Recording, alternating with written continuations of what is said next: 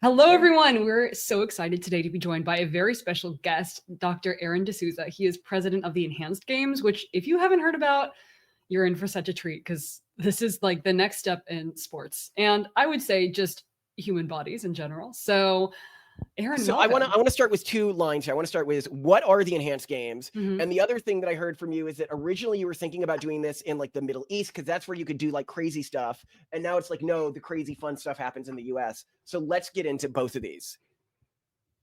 So to answer the question about the first question about like what are the enhanced games? The enhanced games are the Olympics, but we allow all performance enhancing drugs. So Nice. we support individuals to make choices for themselves based on scientific evidence to enhance their performance. And the stated mission of the enhanced games is to create the next generation of superhumanity. We want to evolve our entire species, and we believe elite sport is the right way to do that. And to answer your second question, where in the world, not this crazy stuff, but where does innovation happen? Yeah. Innovation is hard. And we've seen that time and time again throughout the world and throughout history. And, it's like in Europe, there's no innovation, right? The best the European Union can do is just like regulate things into the ground. We've seen this with artificial intelligence. Yeah. You're in the UK right now, right? I'm in the UK right now, but I was just at the embassy yesterday applying for a new visa, and I'm moving to the US. So, Woo! Nice. yeah, Hey, it'd be and scary to be there now if you're as based as you. yeah, I think that if you look at the total number of unicorn companies that have been created, Mm. there are more, I believe, unicorns created in Israel than there are in all of the European Union. And so yeah, so there's like no innovation in Europe. It's this like anti-technology, anti-innovation attitude. It's just becoming a museum very, very quickly. And then where else does innovation happen? Well, historically it happened in Asia and China. China and the number of startup formations effectively gone to zero now since the imprisonment of Jack Ma. And so what does it leave it? Well, the Middle East, particularly Dubai, is a great hub of innovation. Yeah. All the smart people in Europe who do not want to become tax slaves to the NHS are can't get into the US because of visa restrictions. Yeah. So they go to the Middle East. And Dubai in particular is a thriving innovation economy because it's really recruiting talent. Of course, there are a lot of challenges too. And so I really believe that innovation can only happen in two places in the world today, and that's in the United States and that's in the Middle East. Mhm. And by far, the US is the most innovative place. Mhm. And with the new administration, many of whom are old friends of mine, it's so wonderful to see a truly innovative Oh yeah, it's economy. been crazy for us. We've seen like our friends getting randomly appointed to positions, and I'm like, this is wild.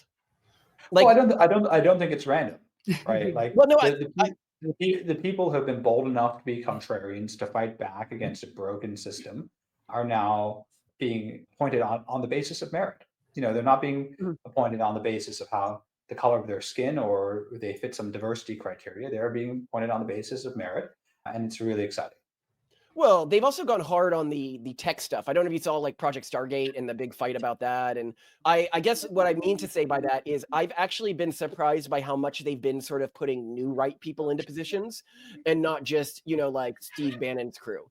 Because it's led to a lot of people who I saw is like important in our community, but otherwise relative nobodies getting positions of power. Yeah, and I think that's absolutely correct. To have people who are serious operators who have built businesses, who aren't careerist politicians, is very good.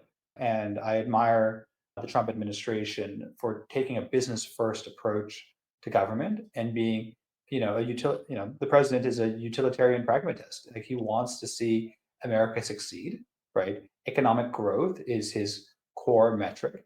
And what I see here in the United Kingdom is that time and time again, when the British government has been forced to make tough decisions, whether that's around income inequality, building houses, expanding Heathrow Airport, they have always chosen against growth, right? They didn't want to build a second runway or a third runway at Heathrow, even though that is a major economic engine, because it would cause too much noise. And they didn't choose growth. And in America, in most situations, the government, whether you're on the right or the left, chooses growth.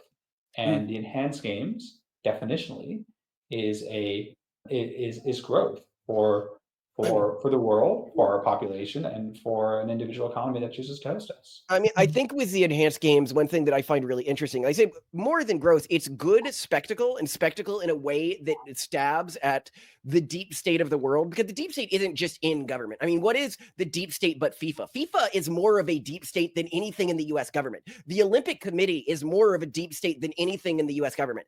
Everybody knows the Olympic Committee is corrupt to its core. It bankrupts cities every time it sets up. And it's not even that entertaining anymore. Like, nobody watches it anymore. And so you are coming in at this time. I think when you first had this idea, how many years ago was that? About a year and a half now. What? About a year and a half. Oh, year and a half. Okay, so it was still like falling apart at that point. But I mean, I can actually see a near future, where countries start saying, we're just not going to host the Olympics anymore. And what a better way to stick it to the Olympics to host enhanced games. And here I know it was enhanced games, and people are like, well, what about people injuring themselves with these sorts of drugs and stuff like that? I'm like, do you think these little gymnast girls aren't like destroying themselves for life? Like, there are so many instances in the Olympics as it exists right now where people are absolutely destroying their bodies, shaving years off their life, and we don't care about it in that instance, but we care about it in this instance. In this instance, at least you're getting some sort of net benefit from it. By that, what I mean is this forces us to use the people who have already chosen to sacrifice their lives for fame and athletic glory, to use them as testing grounds for chemicals, procedures, to make people better that can then be used in other environments. So something that we can find allows people to absorb more, like oxygen in an Olympic game environment, is something that we're going to be able to use in a hospital environment. Yeah, I call it technology diffusion. So Formula One is an excellent example of this. In F1, you have athletes, driving amazing cars, which don't bear any resemblance to, a road car. Yeah, However, seriously. the technology developed for Formula One has diffused out to the wider world, and has break the most obvious example. And so, technology developed on the track translates out to the road. Mhm. And in the same way, the technologies that will make athletes run faster and jump higher at the enhanced games will make, my dad and mom, who are in their late 70s, walk up a flight of stairs. And that's really, I think, the ultimate gift that we can give to this world. And on the note of the Olympics, it's, like, I know your audience is very much on the right. I mean that in many ways. There's an intrinsic skepticism about these internationalist institutions like the WHO, the United Nations, the World Economic Forum. But the most durable of the unelected, unaccountable international institutions are the Olympic Committee, FIFA, and the other sports federations. Literal corruption machines that have gone on bankrupting, as you said, city after city, decade after decade, with no accountability. And suddenly, I always say the Olympics are the ultimate avenue of human competition. That's why we watch them, the fastest people in the world. And competition is very healthy. But the Olympic Committee has never had competition until the enhanced games came along. And we're very proud to have really shaken out the entire sporting world with this bold and provocative idea. Where are But you we guys live in terms the of era fundraising or making provocative this a reality?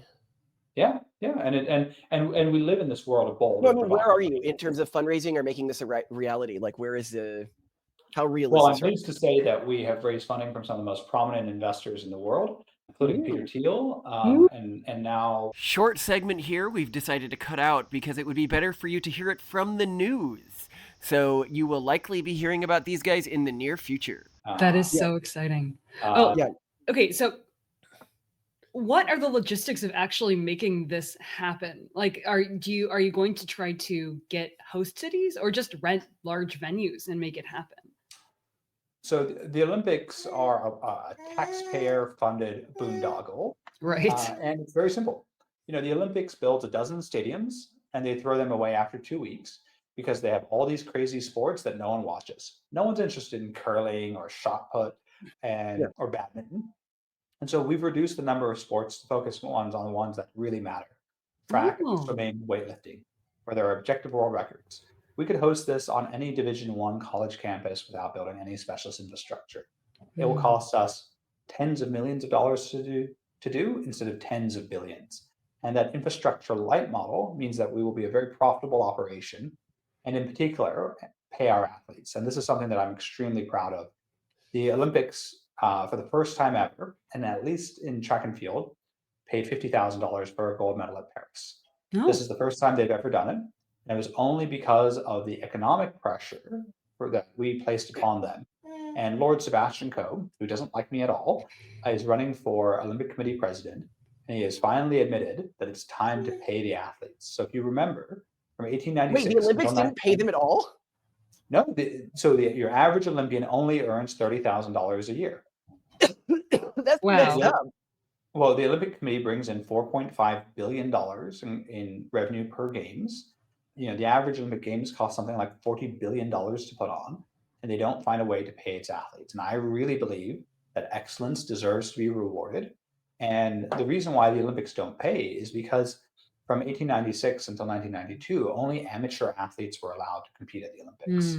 Being a professional was sinful. It was ungentlemanly.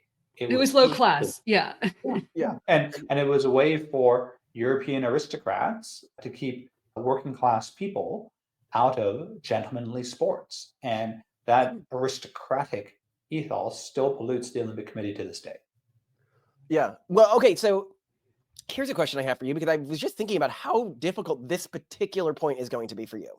How do you deal with gender? Because pretty much every woman, like even if you go as, okay, we go as women assigned at birth, to win, they're going to have to be on all sorts of steroids and they're not going to look like women anymore. How do you handle that? So we are a scientific-based competition. All the decisions that we make are based on science. And so we don't classify our athletes based on male or female or man or woman. We classify them based on chromosomes. You're either XX or XY. And 99.9% of people are what I'd call chromosomally normal. They either fall into the classic binary that I just outlined. 1 in about 1,000 people are chromosomally abnormal, of which there are 43 known chromosomal abnormalities, about 40 of which are attributable either to XX or XY. So only a very, very small percentage of people are truly intersex. And the evidence is, as far as I can tell, there's never been an elite athlete who has reached like Olympic level competition with those 3 chromosomal abnormalities, because most people with those abnormalities don't live to adulthood. Okay, so yeah, but the second part of my question still stands. The way that you're structuring this means that people with XX chromosomes, if they are going to compete, will likely be on so much testosterone they won't look like people with XX chromosomes, which might, to some people, make it seem freakish or unappealing to watch the women's games. Sure. And individuals with free and informed consent should be able to do to their bodies what they wish, right? And I think this is the most fundamental of human rights. My body, my choice, your body, your choice. And for some people, being an Arnold Schwarzenegger-esque bodybuilder might be visually unappealing.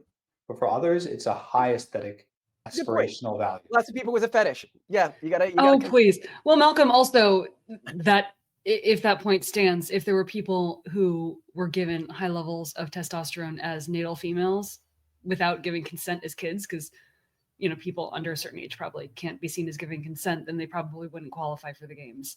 Oh yeah, and absolutely. Yeah. And I'll always emphasize, like I'm a gay man myself, and I've watched the debate about trans people evolve over the last 20 years.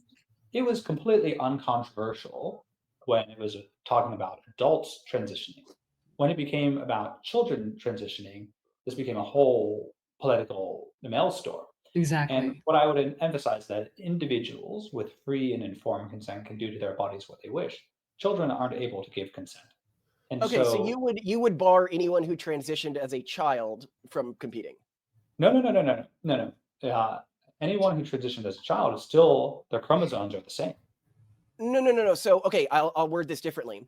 If China, for example, because China and Russia, they build like factories for people winning, right? Where they take kids at like 9 years old or something like that, right? And then they train them. Well, somebody who transitions female to male while they are still a child is going to be able to beat somebody who transitioned female to male as an adult, because they're going to have a different bone structure. No. So let me rephrase that to make it very clear. the categories of competition at the enhanced games are not male and female. It's XX and XY. Mhm. And so even if you transition gender as a child, it doesn't change your chromosomal structure. Right, but that's not the point I'm making at all. The point I'm making is an XX person who transitioned before puberty is going to beat every time an XX person who transitioned after puberty, meaning that countries like China and Russia are going to feel pressure to transition children who may not be transgender at all if they show themselves having some advantage at a particular sport. No, I don't think that's right, because the transitioning of gender has no application. If you're born XX, you will always compete in the XX category. If you're born XY, you will always compete in the XY category. You may be I asking the question. understand that. The point I'm making is that if you are a kid and you are on the other gender's hormones, you will develop to be more like that other gender than anyone who transitioned as an adult ever would. Yeah. So let's rephrase it. So would we allow countries to compete that have programs that are Yeah. enhancing children? No. Yes, of that's course the not. question. Right. That's the operative question. So but this is actually a really complex question, Mm. because think about things like CRISPR gene editing technology, Yeah, true. fair. Yeah. right? And what is becoming very popular among wealthier American households is giving their sons human growth hormones that are taller, Hey, what right, age do they do that, by the way? as they're teenagers. Teenagers is when you do the growth hormones? I thought you needed to do it earlier. What years? Yeah, even younger sometimes, right? So the growth hormones to allow. I'm not saying that we've been planning on doing that. I'm just saying I never could find the right year range. Can you maybe hypothetically, what would that year range be? Well, as a kid, I'm only 5'10". Like as a kid, I knew I wasn't going to be like super tall, and I actually went to my parents when I was like 14 years old, and I was like, "Mom, I want to take HGH." Like, and here's what I researched on the internet. Oh my gosh, you rock. And Did you? my parents were like, "What are you talking about? Like, I go to your love room." that. Yes. Did they let you? Malcolm, No, by the of way, course not. they didn't let you. They didn't let me. They didn't let me. Now they're like, well, we should listen or whatever. But yeah, so should we allow? So think about the philosophical question. You guys have a beautiful child right there. If you got CRISPR gene editing technology to enhance them before they're born, so they could never consent to it. Yeah. But also, it's completely irreversible. Right? Yeah. CRISPR is a one-way street. Yeah. Right? And so in December, we gathered a group of scientists at Oxford University, and nearly 50 of the best scientists in the world, and we adopted the first declaration on human enhancement. Ooh. There's the first declaration. And it deals with things like bodily sovereignty, right to medical care, the right to respect the law of nations. It's the third article of the declaration. So if a country allows CRISPR gene editing therapy, then it will be allowed in the enhanced games. But that's within the regulatory framework of an individual country. Okay. The host country or the country that people are coming from? That's a great question. So the country that people are representing and coming from is obviously highly important. And also, if you're taking any short-term therapies, it would be in the country of competition. Right. So respecting individual national sovereignty is very, very, very important. That being said, my hope is that the enhanced games will be a platform for showing off the best of human excellence. And some countries which are very innovative, like the United States or maybe like the United Arab Emirates, will showcase the best of human performance. And we will see athletes from less innovative or anti-technology countries, like the United Kingdom, failing at sports. And I think this will push ourselves to think greater about our place in the world. Yeah, that makes a lot of sense. Now, I want you to talk more about the argument that people are going to have of what if this pushes governments or individuals to and especially in the context of what I was saying before, it seems like governments are already ruining children's lives for the Olympics. Can you talk about, because I'm sure you've made this argument before, what do governments currently do to kids so that they compete in the Olympics? What are the current effects of the Olympics? And how might that differentiate from this system? Well, number one, we're going to pay all athletes to compete at the enhanced games. So it's a much more financially sustainable system and much more equitable in that respect. So you have to think of it more like baseball or football or like the Premier League soccer here in Britain. is a really good example of where there is a wider ranging support network. It's much more financially sustainable because ultimately, you have to be either genetically very blessed and or ideally and financially, secure to be able to compete at the Olympic Games. Why is Home Depot and McDonald's large sponsors of the Olympics? It's because of they're large employers. And one thing that I would point to is like there's always this criticism of health at the enhanced games. Say, oh, the enhanced games is pushing to be unhealthy. It's like the two longest serving Olympic sponsors of Team USA are Coca-Cola and McDonald's. Two organizations that have done more damage to public health than any other entities in the entire world. And they built That their is a brand, great particularly point. McDonald's, on the back of Olympic sponsorship. Yeah, well, I actually think that the key to this working, because you're going to need to get these big sponsors in some way, is to make the big sponsors. And I feel like I haven't felt like this was possible until like these last few months, to feel like there is reputational damage to sponsoring the traditional Olympics. I think going to war with the Olympics is the key. And I think given your audience is more on the right, I would emphasize the fact that I don't think it's really entered the psychological consciousness of the Republican Party yet. The next Olympic Games are in the summer of 2028 in Los Angeles. Oof. You're two very smart people. The city What's the other big thing that... The city just burnt down. The city just burned down. But what else is going to be happening in the summer of 2028? Oh, like ramping up for a huge election cycle. Exactly. Yeah, that's going to be interesting. In Democrat-controlled Los Angeles, with Gavin Newsom at the head, and Lori Lightfoot and others, this could look like Gavin Newsom's coronation. Yeah. Right when JD Vance or the next Republican nominee will be gearing up to race for the presidency. In 2 weeks of global media coverage focused on Gavin Newsom rebuilding, LA after the fires and everything, it could look like his coronation. And politically, I think it's not a very good calculation for the Republican Party to support the LA 28 Olympics. No, I mean, I think that it's going to be very easy to attack because the Olympics have just gotten worse and worse every year in terms of the damage they've done to the towns. Or it's almost like kicking Los Angeles while it's down, which is... And with Los Angeles already being in the state it's in, this is going to look really, really bad. Have they already built most of the infrastructure, or are they building it now? Well, they're building the infrastructure. There's still billions of dollars in costs. And, Casey Wasserman, who I would note is a major Democratic Party fundraiser, was just doing the lobbying rounds, trying to rustle up support for the LA 28 Olympics because they have a massive budget black hole, and they're hoping that the U.S. federal government will patch that. The International Olympic Committee has $4.5 billion in assets on its balance sheet. It should be paying for the great party, not the taxpayers of Los Angeles, and certainly not the federal taxpayers. Yeah, well, yeah, and I don't think does the federal government often pay for part of the Olympics? Well, what often ends up happening is the biggest bill of the Olympics starts with infrastructure, which is paid for usually by the host city. But then the number two thing is security, right? The Olympics are the biggest security operation that will exist in peacetime. And it is pretty expected that the federal government will foot the security bill. And I don't think that's a very appropriate thing to do in this era of cost cutting, and particularly when the International Olympic Committee has such deep coffers of their own. Yeah, but Democrats would love that, because if you get a terrorist attack and Trump withdrew security, then that's going to make Trump's team look bad.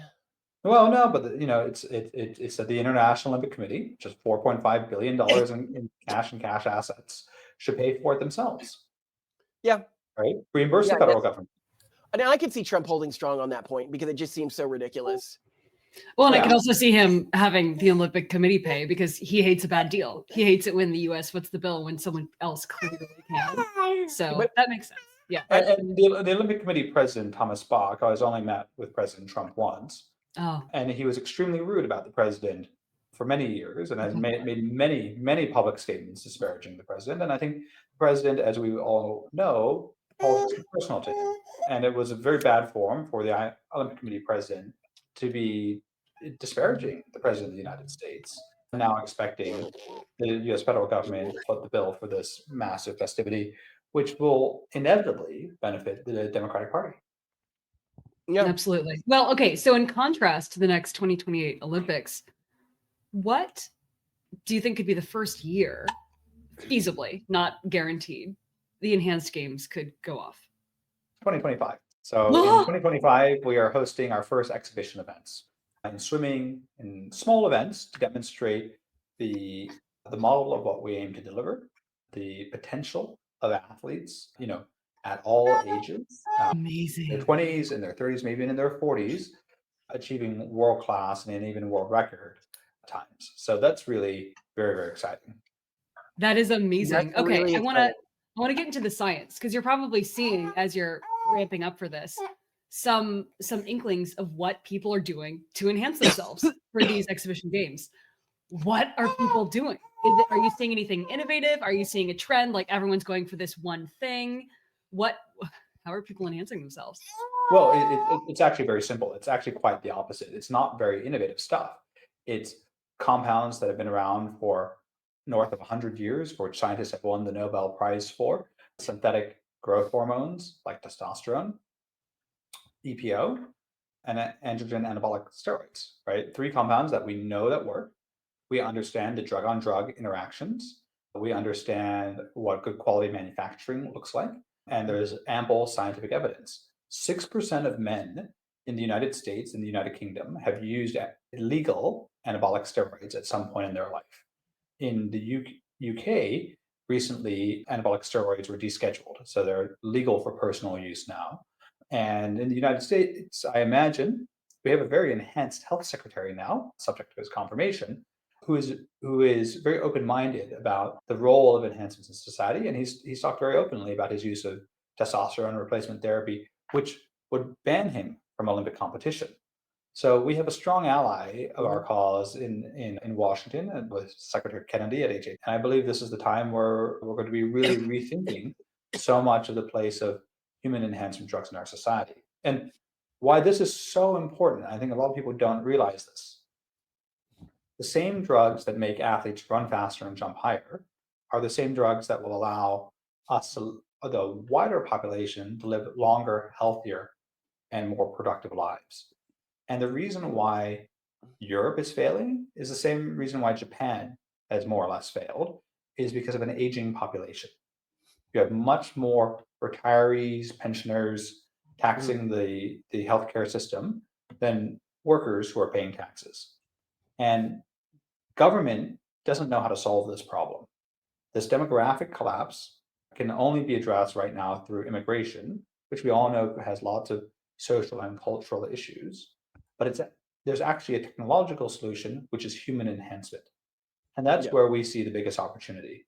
We don't see this as just building a sporting event. We're going to normalize enhancements, develop and market pharmaceutical compounds, and there are strong public policy implications for this. So my Discord keeps trying to get me to take steroids. They're like, look, your show would do so much better if you looked more like, Chris Williamson or Joe Rogan. Like, why don't you just do steroids? Do you think I should? Like, are they safe? So should you take them? I would say talk to your doctor, do a full blood panel, make sure that you're healthy, make sure you don't have any carcinogenic risks. Are they safe? Well, I can't screen share with you right now, but I would point to a study done by Professor David Nutt of Imperial College London and published in The Lancet in 2012. The Lancet is one of the most highly regarded scientific journals in the world. And he did an all-cause risk analysis of recreational and performance drugs, both to the individual and to society writ large. The most dangerous drug on the chart was cocaine. Number 2 was alcohol. And at the very bottom end of the chart, safer than tobacco, cannabis, alcohol, and many other things that we commonly accept in our society, was self-administered anabolic steroids, not clinically administered anabolic steroids. So why is clinically administered more dangerous? No, clinically administered is safer. Oh, okay. Yeah. I would never recommend anyone self-administer. That's the craziest thing. Like I meet bodybuilders all the time and say, yeah, I'm just ordering my drugs online and injecting myself. I'm like, what are you doing? You can like go to a doctor and be fully advised end to end about the process. And so Oh, so you don't mean, okay, so clinically it means it was prescribed, but the people may pres- still be injecting themselves at Yes. home. yeah, physically injecting yourself, but Okay, okay. clinically supervised. Yeah, Okay, yeah. yeah, that makes And sense. so, yeah, so the major risk of any performance enhancement regime presently is self-administration. And it's people ordering their drugs online and then injecting themselves. And I wouldn't recommend that to anyone. But clinical supervision is a great safeguard, and the scientific evidence is there in the most prestigious medical journal in Europe. Well, That is so interesting. so Simone, are you convinced? Should I do it?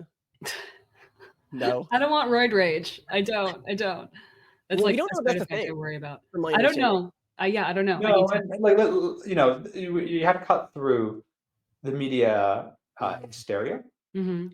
and look at the scientific evidence. So I would point to creatine, which was a banned drug in Hmm. many sports leagues in the 1990s when it first came out. If you read the media coverage about creatine, it's a super steroid.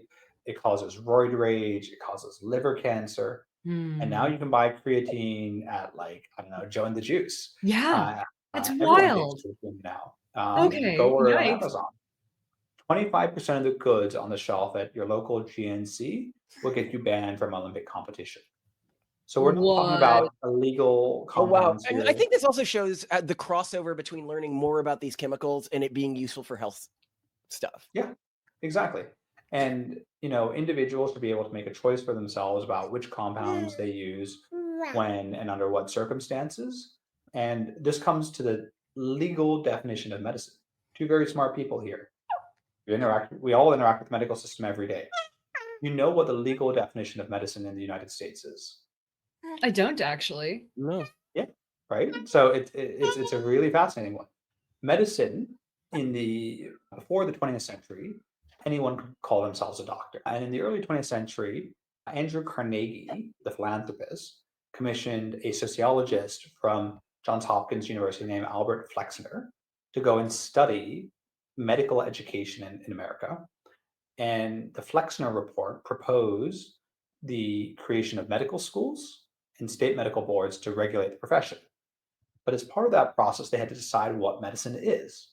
And so medicine was decided more than 100 years ago to be for the treatment and the amelioration of illness, right? To make sick people less sick.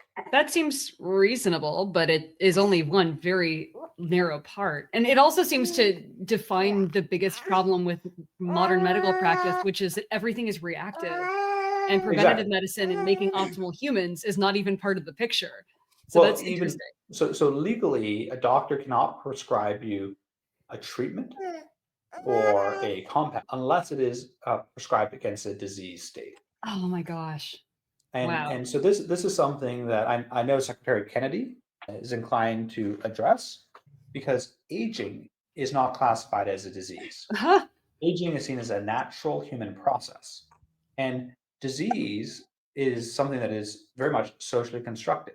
Mhm. Osteoporosis, the stiffening of your joints as you get older, Uh-huh. was viewed as a natural human process until 1996. Ah.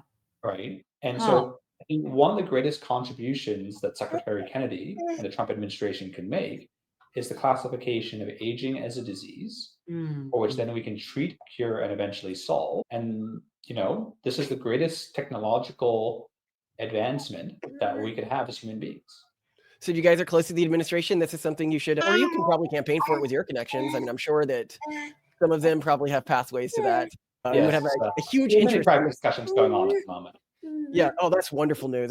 God, this is just so great. This administration has been so much fun so far. Anyway, I have been so excited to have you on. How can people contribute to what you're doing, or if they're interested in this, follow you? We would love people to share our content on social media. Follow us at Enhanced Games on X and on Instagram.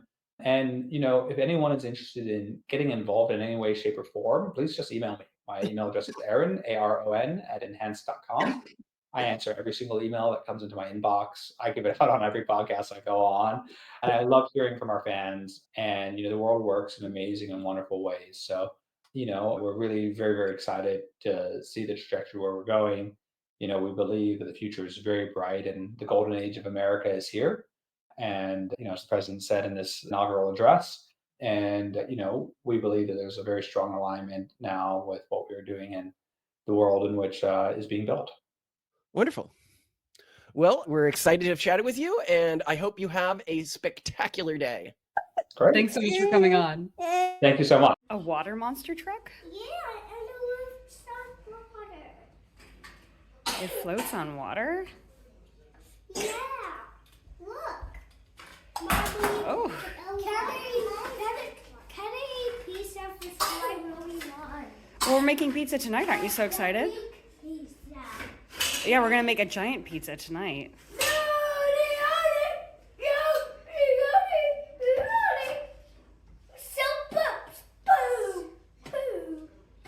All right, I'm going to get you some apple, all right? Now there's poop on your glasses. You and your jokes, mister.